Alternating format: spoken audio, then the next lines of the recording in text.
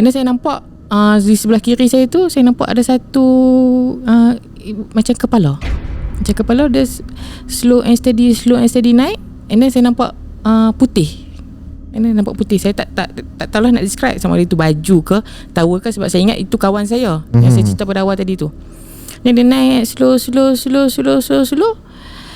Dia berjalan. Kita dengar kalau kata orang stamping dekat lantai simen tu, dia bunyi duk duk duk. Assalamualaikum. Hai, saya hilang saya. Assalamualaikum. Hai, saya Hafiz. Hai, saya Syuk. So seperti biasa, Santai Chill akan membawa anda merasai pengalaman kisah misteri.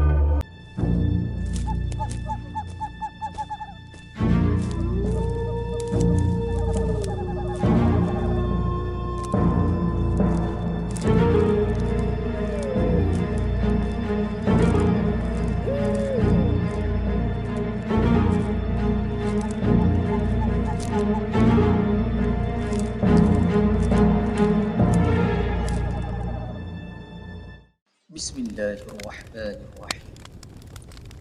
Wallahu ashaddu ba'san wa ashaddu tanqila. Fallahu khairun hafiza wa huwa arhamur rahimin.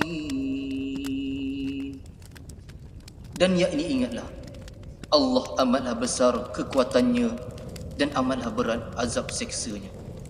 Allah jualah penjaga yang sebaik-baiknya, dan dialah jua yang maha mengasihani dari siapa sahaja yang menaruh belas kasihan. Okay guys, dengan penampilan aku yang misteri ni, kita masuknya ada tetamu misteri di depan kita. Betul. Kita dah tunjukkan sedikit susuk tubuh dari tepi. Betul. Menunjukkan bahawa kita ada tetamu kali Betul. ni. Selalu kita dah banyak caller kan. Sebabnya bukan mudah kita nak dapat tetamu. Satu sebab lokasinya yang jauh kan. Betul. Dan bila tetamu datang ke studio, kita yakin bahawa ada cerita yang gempak, ada cerita yang menarik nak disampaikan. Di samping tu insya-Allah ada ilmu ataupun pengalaman baru yang nak dikongsi. Jadi sebelum tu jangan lupa like, share dan subscribe. Yang mana dah subscribe, thank you so much. Dan pada korang yang belum follow kita punya social media, kita ada TikTok, kita ada Instagram, follow kami rapat-rapat. Okay, bagi korang punya like kat kita orang punya social media. Dan pada korang yang berminat nak cerita di platform Santai Chill, boleh tekan link WhatsApp di bawah dan bagi tahu korang ada cerita seram nak kongsi dengan Santai Chill. Okay, macam korang tengok, kita orang jarang ada tetamu lelaki untuk datang studio. Kebanyakan caller kan, dan yang kebanyakan yang datang juga adalah wanita. Tapi hari ni aku tangkap, aku casting, aku tangkap dapat lelaki datang ke studio. Jadi macam korang nak tahu, korang mesti nak kenal juga siapa tetamu kita orang. Kita orang minta lah tetamu kita ni perkenalkan diri dulu. Assalamualaikum bang. Waalaikumsalam warahmatullahi wabarakatuh. Apa khabar Syuk, Hafiz? Alhamdulillah baik. Okay, tapi dahulu biar saya perkenalkan diri saya dululah. Nama saya boleh panggil Kacak, ataupun Abang Kacak lah. Itu memang call sign name saya lah. And then berusia lebih kurang 30-an. Nak bagi exactly umur ingat tak boleh kot. Betul. Dan saya berasal daripada Taiping. And then bekerja di Putrajaya. Kacak Memang Kacak, bukan anak Datuk Bida. Bukan anak Datuk Bida. Kalau anak Datuk Bida, dia duduk sebelah aku sudah bercerita. Tapi memang orangnya Kacak lah Betul. kita bagi tahu. Jadi yalah, jarang orang Kacak ni diganggu. Betul. Kan? Jadi bang, apa khabar bang? Alhamdulillah sihat. Setakat ni lah sihat lah. Abang datang Santai Chill ni bang, kan, dia mestilah kan, takkanlah buat cerita lawak pula kan. Cerita seram lah. Tahu cerita misteri, cerita apa yang abang nak bawa kat Santai Chill ni? Okay, dia terlebih dulu saya mengucapkan ribuan terima kasih lah kepada Syuk, Hafiz kerana invite saya datang pada hari ini ke studio. Bukan mudah nak datang sebenarnya, dengan bekerja lagi. Betul. Tapi alhamdulillah ni semua atas izin Allah kita dapat berkumpul hari ini untuk kita beri sedikit input lah ataupun pengajaran kepada semua pendengar Santai Chill, terutamanya yang mana berminat kepada kisah seram ataupun misteri. Untuk hari ini saya ingin berkongsi satu kisah ataupun pengalaman yang berlaku pada diri saya sendirilah. And then orang kata lebih kepada pengalaman diri, and then bersangkut paut juga dengan keluarga saya lah. Faham. Okay, baik bang. Jadi dari cara abang cerita ni, abang macam banyak pengalaman dalam benda mistik ni lah. Jadi mungkin abang boleh ambil satu cerita ataupun abang boleh spesifikkan satu cerita nak kongsi dengan penonton. Okey, bismillahirrahmanirrahim. Untuk permulaan intro kita bagi yang light dululah. Untuk pengalaman pertama saya, ini berlaku sekitar tahun 99, tahun 2000 macam itulah. Sekitar umur saya lebih kurang dalam 9 ke 10 tahun. Saya ni seorang yang suka berjaga malam. Memang habit lah daripada kecil sampai ke besar. Memang habit. And then pada waktu tu, kalau Syuk dengan Hafiz ingat, pada setiap hari Sabtu TV3 akan menayangkan mega movie. Pada pukul 10. So benda tu saya takkan miss lah tiap malam. Lantaklah mak saya nak marah ke apa ke, saya tetap akan tengok. And then nak jadikan satu cerita, kami ni tinggal di rumah sewa lah. Untuk lebih spesifik, saya cerita sikit lah layout pasal rumah sewa ni. Rumah sewa saya ni dia jenis berkembar. Tapi berkembar di tengah tu boleh satu lorong motor lalu. So dia ada sikit gap lah. So antara tingkap rumah saya dengan tingkap jiran tu akan bertemu. Okay. Faham. And then tingkap pada waktu tu adalah tingkap jenis nako. Dan nako ni dia ada dua jenis cermin. Satu cermin yang jenis clear, satu lagi jenis yang bercorak. Betul. Untuk rumah saya, kami pakai yang jenis bercorak.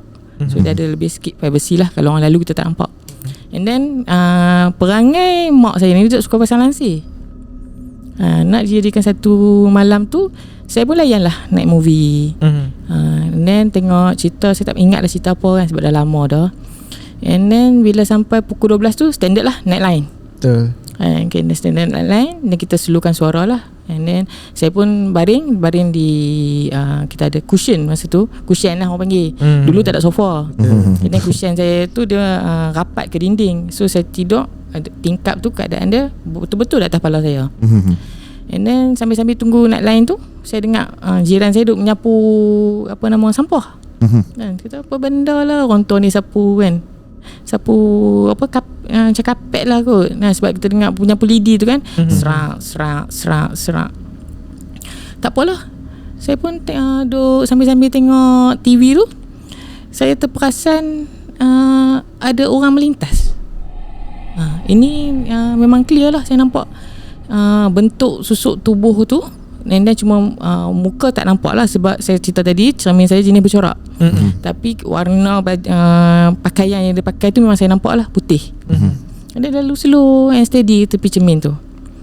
Jadi saya berpendapat bahawa itu adalah jiran saya lah. Kot dia keluar ke buang sampah ke apa ke.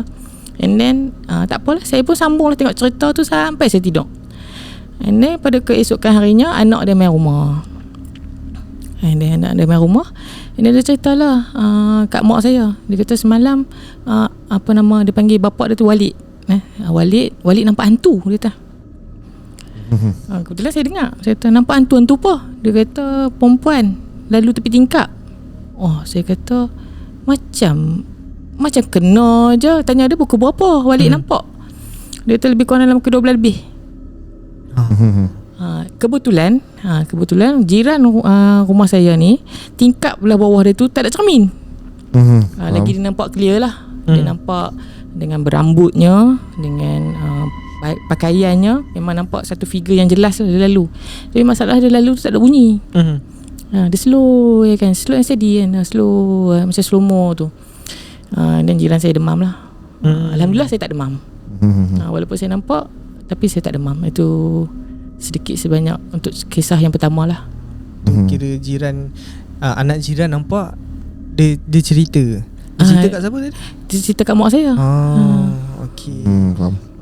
Dan masa tu selalu orang kata kalau melintas dia datang dengan bau. Bau dia memang tak ada lah. Saya rasa macam tak ada bau. Sebab tingkap memang rapat lah kan, kita tutup kan.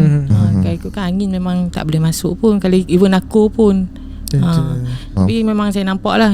Dia lalu pun lebih kurang 5 second. Sebab tingkap saya ni jenis kalau perasan, dia naku ada yang jenis 2 daun, ada jenis yang 3 daun. Rumah saya 3 daun, jadi lama dia lalu. Saya tengok yang kata apalah jiran saya ni lalu tengah malam ni. Dalam hati lah kan, kita takkan nak jerit pula. Cerita abang ni sebiji macam cerita saya bang. Kalau abang pernah dengar. Saya pun sama bang. Saya tengah tengok mega movie pukul 3 ataupun kata per screen. Per screen, kan? yes. TV 3 pukul 10 sampai 12, lepas tu ada Nightline kan. Yeah. Bahasa Inggeris. Saya sebiji je bang cerita bang. Kalau kita jiran. Yang cerita saya lah, memang saya tengok Nightline. Tapi yang saya ingat cerita Police Story 3. Itu baru lagi tu. Ke Police Story 2. Macam tu lah. Tapi Police Story lah. Bukan Police Story 3 lah, tapi dah lama. Kat pintu saya tu ada tengah-tengah tu ada cermin. Tapi bezanya sama tingkat aku kan. Saya pintu yang tengah-tengah tu ada bulat cermin. Cantik. Kan. Tengah-tengah tengok luar macam nak hujan. Cakap kita tengok lah. Pokok dah bergoncang tu, nak hujan lah tu. Cantik dia lalu. Pun sama lah perempuan. Tapi saya dengar bunyi slipper macam kena langgar lah. Sebab kita orang letak slipper macam tu je. Pama slipper tu ditolak-tolak. Macam tu lah. Saya pun menjerit lah, panggil ayah saya. Abah, kata kenapa? Ada orang kat luar. Cepat dia buka, dia kata tak ada pun. Kata kita dah hati, ya hantu kan. Memang tak ada. Tapi itulah, sama pula kebetulan kan? Jodoh lah. Mungkin ada orang lain juga yang pendengar mungkin lebih kurang sama cerita, tengah tengok mega movie Nightline kan. Kebetulan itu cerita yang pertama bang. Betul. Cerita yang kedua Cerita yang kedua dia lebih kurang sama dengan pattern yang tu. Cuma saya nak clarify, untuk cerita pertama tu adalah pengalaman pertama saya lah, nampak benda tu secara jelas. Mungkin ada sebelum-sebelum ni, pengalaman sebelum ni, cuma saya tak ingat lah. Untuk yang betul-betul saya ingat, dekat di hati saya, cerita tu lah. Untuk cerita yang kedua ni, dia berlaku di Melaka. Melaka. Baik. Baiklah.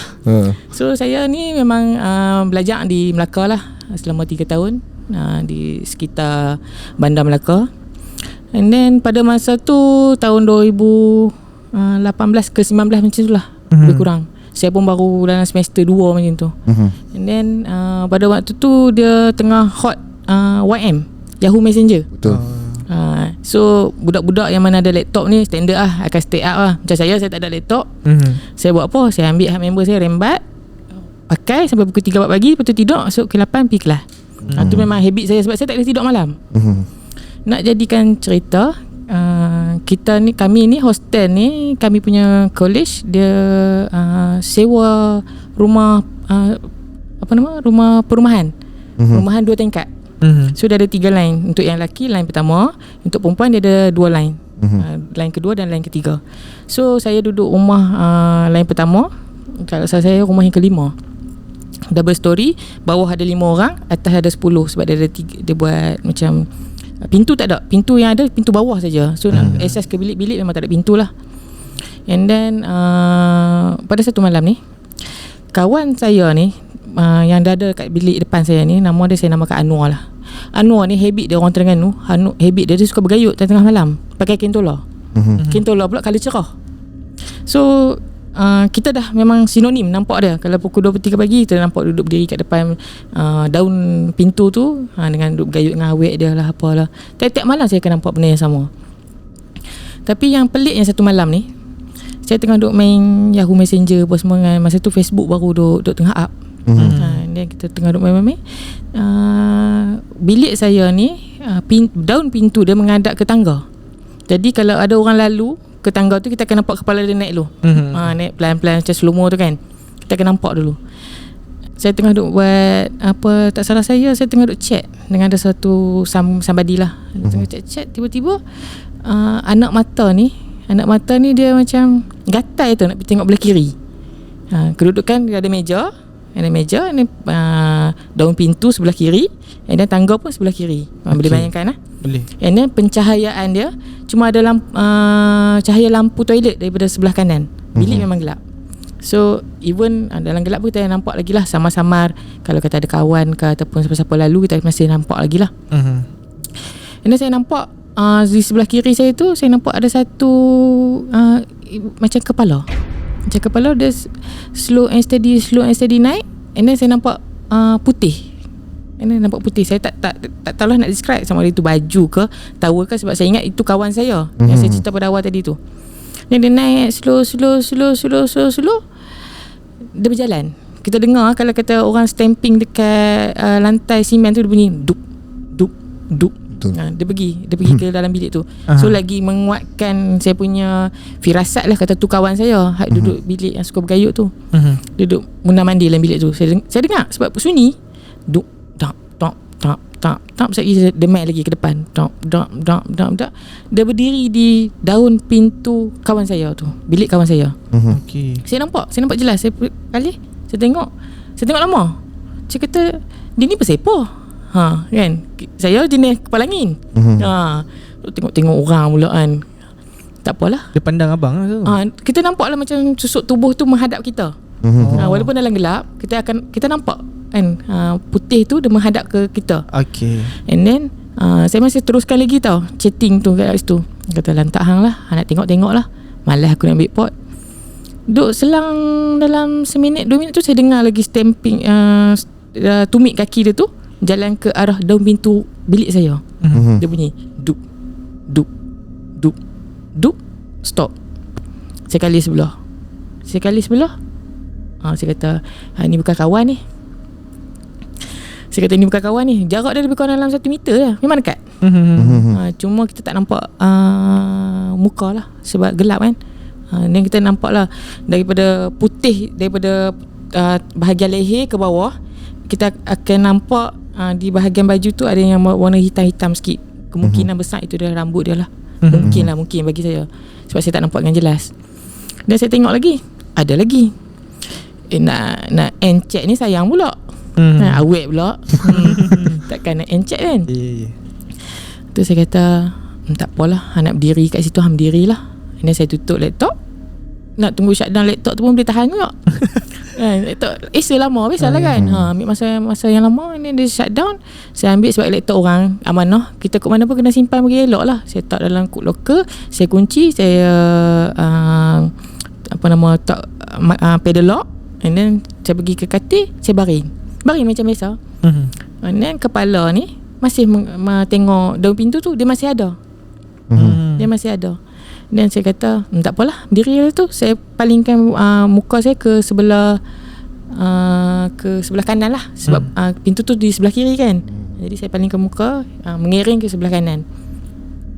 So dekat katil saya tu ada sebelah kanan ada orang, sebelah kiri pun ada orang.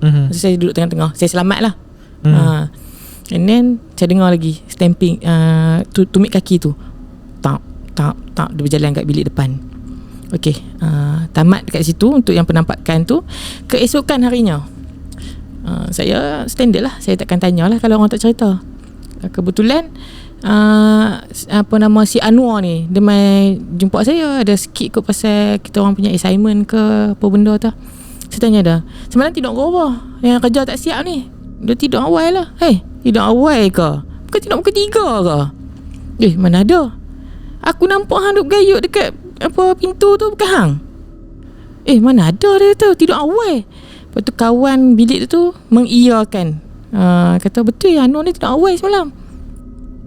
Lagi menguatkan firasat saya lah, mengatakan tu bukan orang. Nak jadikan cerita, kebetulan dalam bilik dia tu ada seorang lagi. Saya panggil nama dia Wak lah. Wak ni dia diam sambil kami duduk borak ni, duduk diam katanya. Wak ni kami biasalah budak lelaki isap okok kan. Dia isap surya apa nama surya kotak putih hijau tu panggil apa? Nusantara. Nusantara. Dia sambil duduk isap Nusantara tu kan. Susah kata, Wak pasal apa Wak? Diam je, tak makan abang orang lah. Saya jenis suka musik juga. Dok, dia tu semalam dalam pukul 3, pukul 4 pagi tu aku kena tindih dia tu. Kena tindih tu. Kena tindih je no. Siapa tindih? Siapa tindih hang? Dia tu tak tahu tu, aku tak boleh gerak, tak boleh nafas dia tu. Dia terlama kok sampai dia kata nak dekat azan subuh baru terlepas. Lepas tu saya kata lah, kalau ikutkan timeline cerita hang ni, Wak kena tindih. Semalam masa aku duk main laptop, duk chat dengan YM ni, aku dah nampak orang masuk dalam bilik hang. Tapi aku tak tahu tu siapa. Aku tanya Anwar kata bukan dia. Dia masing-masing dah pandang masing-masing lah kan. Sebab dekat kami punya tempat tinggal, hostel ni, dia ada kisah dia. Benda tu memang normal sebenarnya. Jadi alhamdulillah saya tak demam. Kawan saya ni dia demam kot 2 hari kot. Lepas tu hari yang saya nampak, and then keesokannya hari kedua kan. And then malam hari kedua ni, kawan saya yang duduk sebelah kanan, tak salah saya, duduk sebelah kanan, dia pula kena tindih. Dia kata, aku ni masa saya study dulu orang panggil saya kecil. Tak, aku ni sampai nak mampus panggil hang kecil, boleh tidak mati, tak mau bangkit. Kata, mana dia dengar, kata pasal apa kata nak bangkit, mengamuk-ngamuk ni. Dia kata lah dia kena tindih apa sekian. Saya kata tidak, tak pasal laki lah tu. Kita cuba positifkan keadaan lah. Tapi sebenarnya saya tahu memang dia kena tindih pun. And then selang hari yang ketiga tu, sebelah kiri saya pula kena tindih. Cuma penampakan yang saya nampak hanya hari pertama lah. Ini yang untuk yang kena tindih tu dah 3 hari berturut-turut dekat kawasan bilik kami lah. And then agak lama juga keadaan yang kena mentindih. Kadang-kadang dia pergi tindih rumah yang lain, kadang-kadang pergi tindih bilik yang lain. Tapi untuk yang penampakan di hostel tu, itu memang kali pertama yang saya nampak secara jelas lah. Untuk yang berbaju putih tu. Tapi abang tak pernah kena tindih Alhamdulillah tak pernah. Saya yang nampak saya tak kena. Alhamdulillah. Dan masa abang baring tu, benda tu tak ada datang makin dekat dengan abang kan? Memang standard cerita Melayu. Dia akan main kat muka, nak terapa lagu tu kan. Saya bukanlah saya nak sembang besar. Saya kalau nampak lagu tu, saya boleh hadap lagi. Hanya jangan main dekat-dekat je, saya pantang. Hang main dekat memang kena.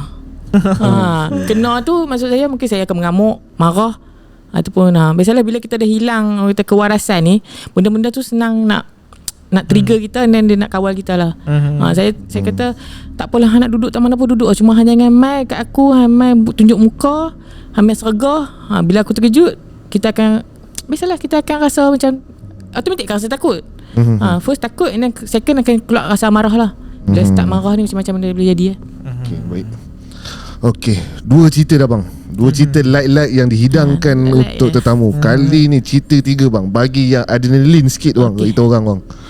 Okay, yang tadi tu kita mukadimah. Betul. Yang bagi mukadimah. Ni yang untuk yang part yang agak berat dan juga agak panjang lah. Okay, boleh. Ini pengalaman saya semasa saya dulu saya suka mendaki.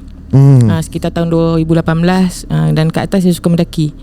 And then nak dirikan satu cerita, saya pergi mendaki di satu gunung di utara semenanjung Malaysia, di Perak. Actually dia kategori bukit, cuma dia namanya dinamakan sebagai gunung. Ketinggian dia tak tinggi mana pun, lebih kurang dalam 300 lebih paras laut je. So bagi saya dia just light lah. And then kita pergi masa tu lebih kurang dalam 30 lebih something lah orang peserta. Saya pun masa tu sebab kita tak pasal naik lagi bukit tu ataupun gunung tu, so saya kata tak apalah, kita jadi peserta je lah, kita ikut tempat orang, kita ikut buat cara depa lah. Pada permulaan pendakian tu okey, normal, tak ada apa yang pelik, tak ada apa yang berlaku. Kita naik start pada pukul 4 pagi sebab kita nak kejar sunrise. And then halfway tu lebih kurang dalam pukul 5 tu kita ada sampai ke satu pertengahan gunung tu. Dia ada satu laluan berbatu. So laluan berbatu tu perlu kita mendaki sikit lah menggunakan tali. So kita kena lepaskan peserta one by one, dan tak boleh nak sekelompok lah. Okay, dia cerita dia start kat sini. Saya tengah duduk tunggu-tunggu relax lah kan. Macam saya cakap lah, dulu saya ni seorang perokok yang tegar. Dalam hutan ni, Allahuakbar, nyamuk pun tak berani nak dekat, asap kelun. Sampai satu cucuh satu, lepas satu cucuh satu, tambah pula duduk kat batu tu, nak tunggu lama. Kita nak lepaskan peserta perempuan dulu lah kalau boleh. And then sampai ke lebih kurang dalam ke 10 ke 15 minit tu saya tunggu. Kebetulan kalau Syuk dengan Hafiz bila tengok kat sebelah tu pokok tu, daun dia mirip macam tu. Daun dia mirip tu, cuma dia besar. Betul-betul ada di sebelah kiri saya pokok tu. And then dia bentuk dia ibarat macam kipas. Dia ada 1, 2, 3, 4, 5. Lebih kurang kipas lah. Tapi yang peliknya, dia berdiri satu je, tak ada pun pokok-pokok yang lain ataupun anak-anak pokok yang sama jenis dengan dia.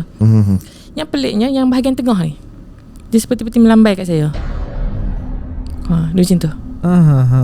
Macam kucing dia kan. Macam tu dia panggil. Benda bermula saya rasa angin. Tapi kalau dah 5 minit lagu tu takkan angin.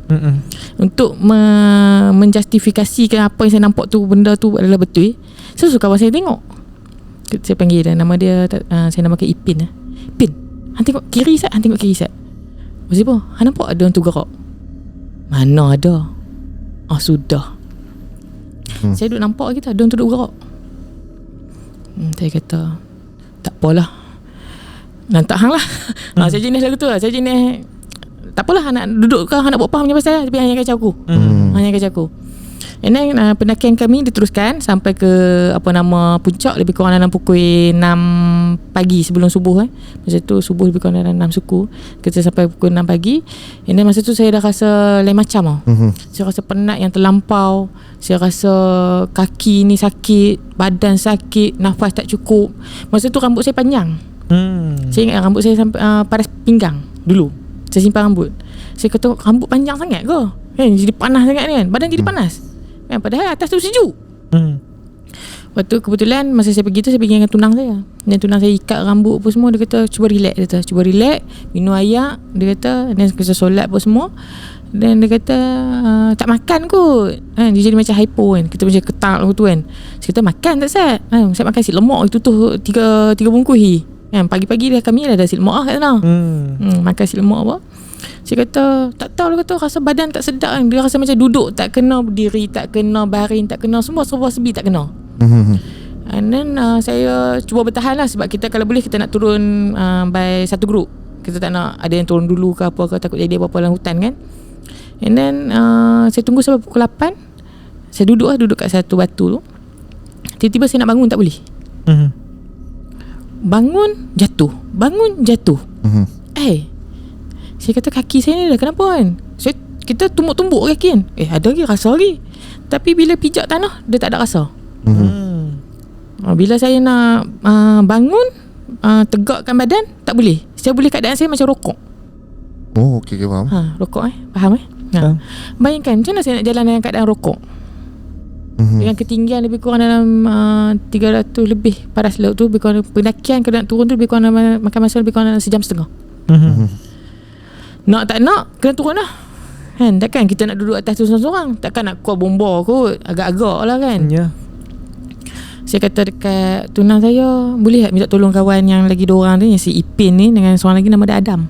Kata boleh tolong Adam ni, kata tolong papah lah kan. Bukan papah maksudnya ni pegang, sebab kita akan melalui turun bukit kan, dia lebih pada turun cerun. Jadi dia bahaya kalau tak ada orang pegang kita punya bahu, sebab kaki kita dah tak kuat. Gagah turun. Masa saya nak turun tu makan masa hampir 3 jam. Selalu saya turun 1 jam je. 3 jam memang lama. And then sampai di kawasan bawah tu ada masjid. Kita cuci diri apa semua.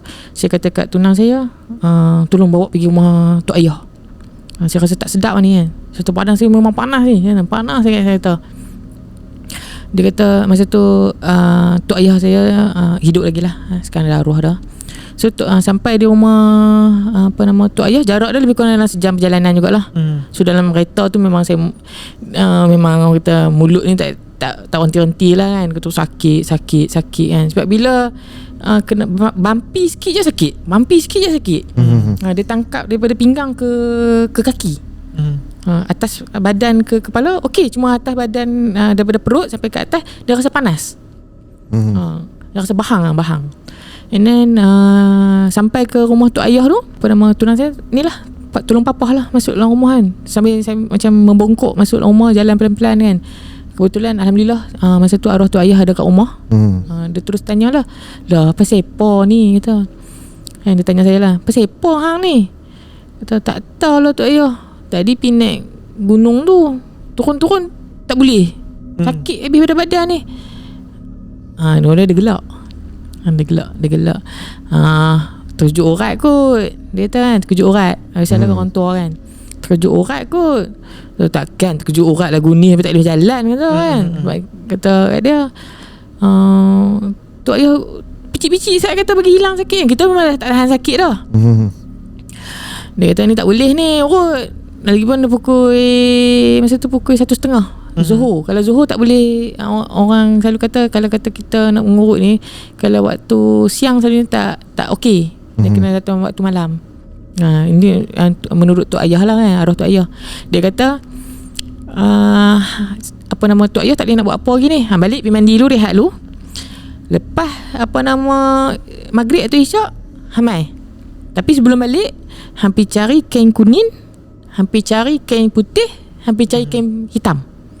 Ambil lebih kurang dalam sedepam, tak apa, lebih kurang 1 meter. So saya dah pelik, Tok Ayah nak buat apa dengan kain ni? Tapi saya tak tanya lah kan, macam kita dah minta tolong orang kan, takkanlah kita nak tanya lebih-lebih. Dia kata malam ni bawa mak hang. Saya dengar part mak ni saya lemah. Lepas saya pun nak libat-libat dengan mak lah. Saya tanya tu kenapa nak libat-libatkan mak pula? Hang bawa je lah, tak suruh cakap banyak. Saya pergi malam lagi, Tok Ayah cerita. And then sampai ke malam, so daripada petang sampai ke nak tunggu malam tu, transition time tu, memang saya mengerang kesakitan lah kat rumah. Mandi, makan apa semua boleh, cuma bila kita nak bergerak tu memang sakit. Malam mak dengan ayah saya bawa lah saya pergi ke rumah Tok Ayah. Tok Ayah minta yang apa benda yang dia minta tu, kain tu. Dan dia kata ni macam ni, dia kata tahu tak gunung tu gunung apa? Kita pun dia tak tahu. Kita abang lah kan nama gunung kan, kita tahu nama gunung je. Tahu tak kisah gunung tu? Kita ada kisah apa pula, kata Tok Ayah. Mana nak tahu. Ini lebih kurang lah saya ulas sebab saya dah ringkaskan sikit. Dia kata tahu tak adik-beradik duduk dalam tu? Adik Saya kata adik-beradik. La ilah, kata adik-beradik. Saya tengok mak saya, siapa duduk dalam hutan seorang-seorang dalam tu kan. Tu dah lah hang pi tempat orang tak bagi salam. Kan dia dah teguk dah. Dia nak tengok lah anak cucu dia mai, siapa dia. Tu saya kata, ya aku ada Tok Wan pula dah ke dalam bukit ni kan, dalam gunung ni. Lepas tu Tok Ayah kata nak tahu tanya mak hang. Dia mak saya cerita lah kisah dia macam ni. Untuk part yang history kita orang punya keluarga ni, dia ada sikit lah kita klise. Tapi saya kongsikan yang mana yang boleh saya kongsikan lah kat sini. Untuk yang part yang saya kena ni, dulu arwah Tok Wan saya ni, yang belah mak saya, arwah Tok Wan saya belah mak saya ni, dia ada seorang adik. Dia orang 3 beradik je. So Tok Wan saya yang pertama, adik dia lelaki yang kedua, ini adik perempuan yang ketiga. Arwah Tok Wan saya ni nakal. Dia suka mengusik adik-adik dia. Nak dijadikan satu cerita. Satu hari ni moyang saya lah kot, kalau kata mak kepada Tok Wan saya tu. Moyang saya ni dia masak makanan favourite kepada adik Tok Wan saya ni. Adik, sekali saya cerita makanan favourite apa. And then dia orang pergi sekolah macam biasa, masa tu kecil. And then dia balik sekolah, dia tengok benda tu dah tak ada, terhidang atas meja. Jadi dia marah lah. Dia kata lah, kenapa makan makanan yang dia suka tu sampai habis.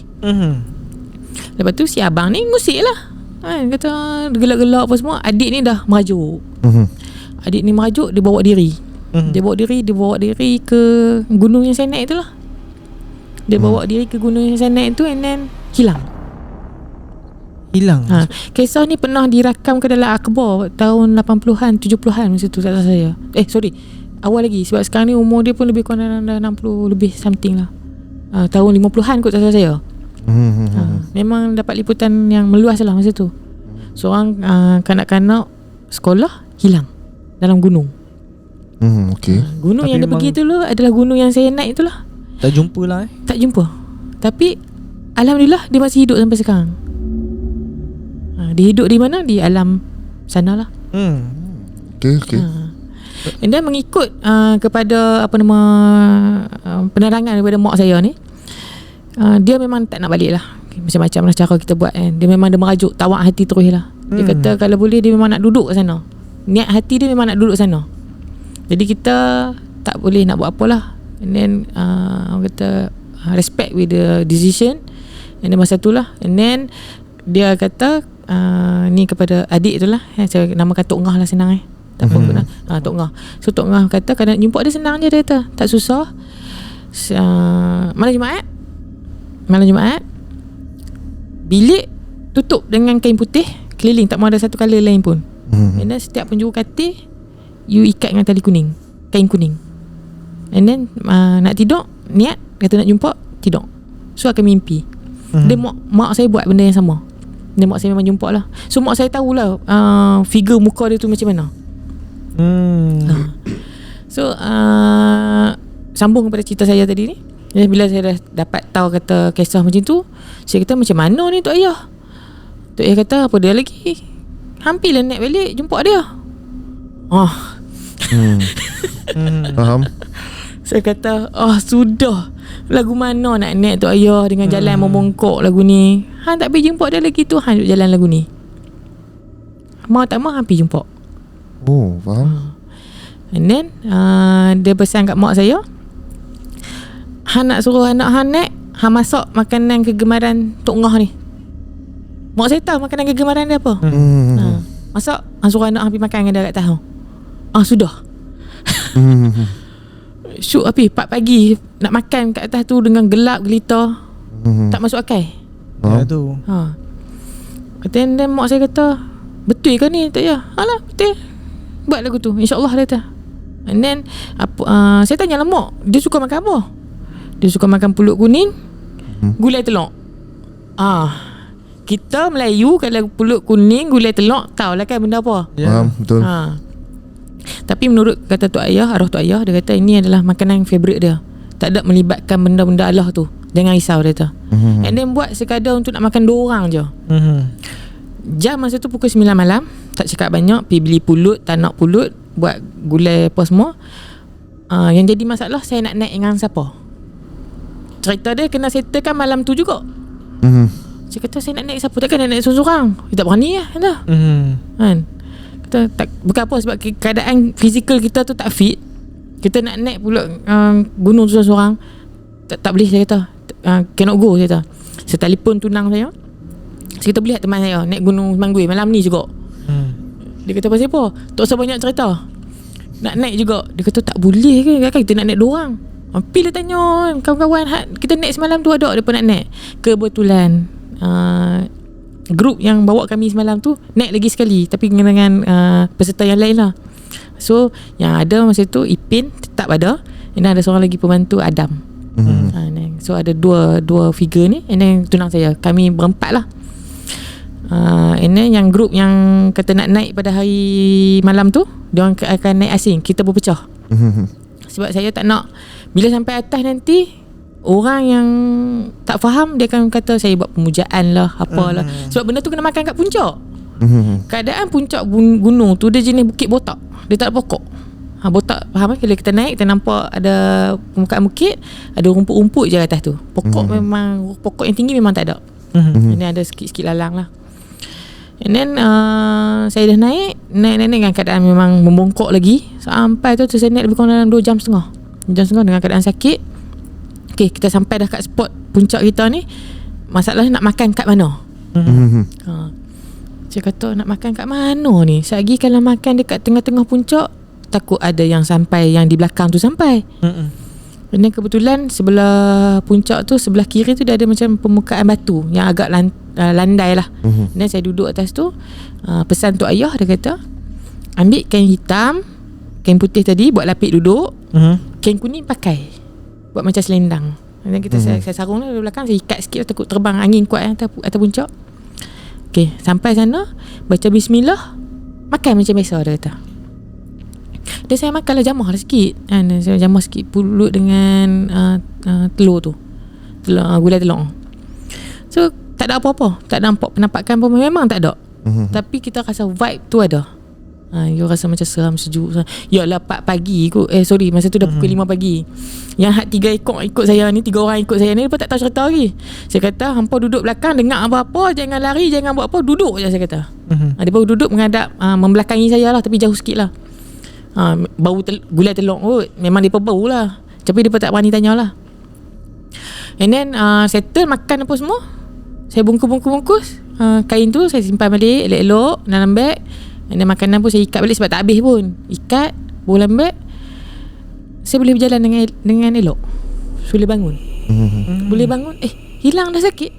Alhamdulillah, saya kata kita syukur kepada Allah SWT lah. Ini semua dengan izin dia. Yang bagi nyembuh pun Allah. Saya tak berpegang kepada sosok Tok Ngah tu.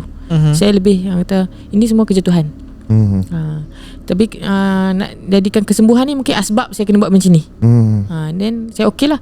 And then dah habis cerita apa semua tu, kami berempat ni pergi kumpul balik lah dekat puncak tu. And then yang 3 orang ni dia terkejut lah. Elok dah. Elok dah. Boleh lompat-lompat, boleh berlari. Dan dia orang tanya, pasal apa bau gulai telur? Aku tanya. Saya kata jangan tanya. Sampai sekarang dia orang tak tahu saya buat apa kat atas tu. Untuk tiga orang tu lah, termasuk tunang saya. Okay, baik. Dan selepas abang turun semua tu, abang ada tanya lagi lah dekat Tok Wan tadi apa dan jadi Tok Ayah tadi. Ada. Dia sebenarnya ada kisah selepas tu. Cuma dia agak panjang yang tu. So untuk yang part ni saya end up dekat saya sembuh lah.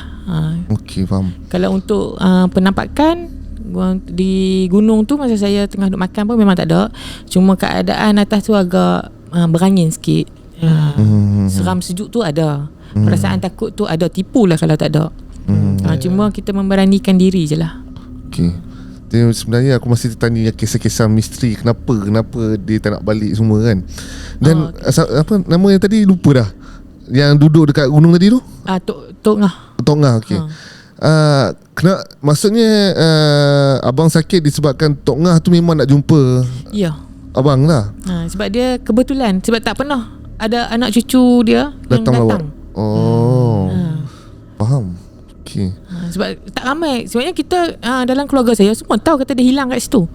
Tapi nak pergi meneroka gunung, sebab niat saya nak pergi hiking. Saya kan nak cari apa pun. Saya tak tahu pula benda tu jadi asbab. Dan masa Tok Ngah tu menghilangkan diri di gunung tu pada umur berapa masa tu? Dia masa tu tak salah saya, dia masih sekolah menengah. Dan kata 1 tingkatan 2. Dan umur dia ni kalau ikut kepada mak saya, dia kata lebih kurang dalam umur 60 nak ke 70-an dah. Maksudnya mak pernah jumpa lah Tok Ngah tu. Mak pernah jumpa dalam mimpi. Adik saya pernah takat gambar selfie muncul kat belakang. Dekat dia pantulan wajah tu dekat TV. Memang nampak. So bila mak saya describe apa nama muka dia tu, jadi kami boleh bayangkan lah. Muka dia macam ni, pakai songkok macam ni, wajah dia macam ni, mata dia macam ni. Kira macam sama-sama ke macam mana? Memang nampak wajah manusia. Cuma nampak di bahagian leher ni lah, daripada ni ke leher. Cuma baju tak nampak. Sebab TV dulu ialah TV 21 inci je. Adik saya tu selfie Samsung Corby kan. Jadi dia ambil gambar dekat tu, nampak wajah, satu wajah dia. Lepas tu tunjuklah kat mak, ni Tok Ngah ni.